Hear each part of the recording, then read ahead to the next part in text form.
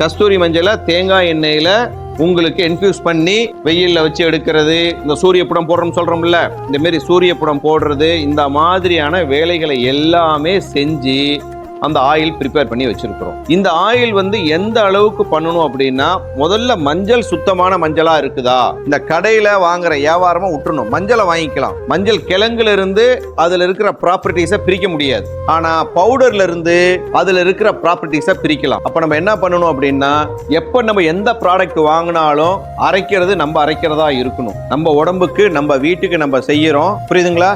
கஸ்தூரி மஞ்சள் நாட்டு மருந்து கடைகளில் இருக்கும், பீஸ் பீஸாக இருக்கும், கட் பண்ணி வச்சுருப்பாங்க.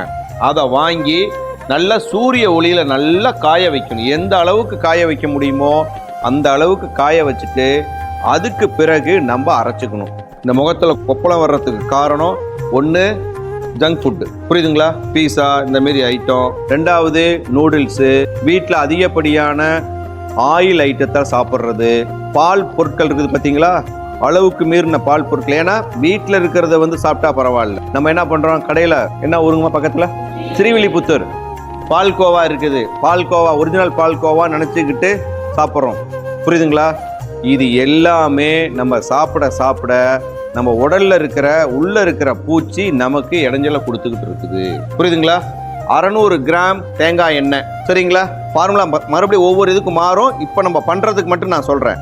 600 கிராம் தேங்காய் எண்ணெய், 50 கிராம் வெண்ணெய், 50 கிராம் விளக்கெண்ணெய், அப்ப 700 கிராம் ஆயிடுச்சுங்களா? 600 50 100. கஸ்தூரி மஞ்சள் ஆயில் 300 கிராம், 1000 கிராம் ஆயிடுச்சுங்களா? எல்லாமே கிராம் கணக்கு. இதுக்கு என்ன அளவுன்னு பார்த்தீங்க அப்படின்னா, 175 gram caustic soda, 350 gram RO water, சரிங்களா? இதுக்கு நல்லா கேட்டுங்க, நாங்க லைசன்ஸ் வாங்கி இருக்கிறதும் வித்தவுட் பர்ஃப்யூமில் தான் நாங்கள் வாங்கியிருக்கிறோம். இப்போ என்ன ஃபார்முலாவில் செய்கிறோமோ இதே ஃபார்முலா, சரிங்களா? 600 கிராம் தேங்காய் எண்ணெய், 50 கிராம் வெண்ணெய், 50 கிராம் விளக்கெண்ணெய், 300 கிராம் கஸ்தூரி மஞ்சள் ஆயில். இங்கே பாருங்க, தேங்காய் எண்ணெயோட வெண்ணெயை போட்டுடணும், அடுத்தது விளக்கெண்ணெயை அதில் ஊற்றிடணுங்க.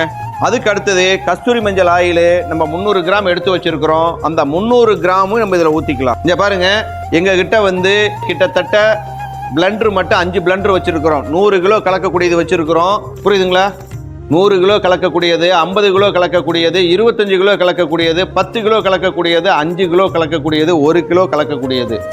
எவ்வளவு இருந்தாலும் இந்த இது மட்டும்தான் நிரந்தரம்.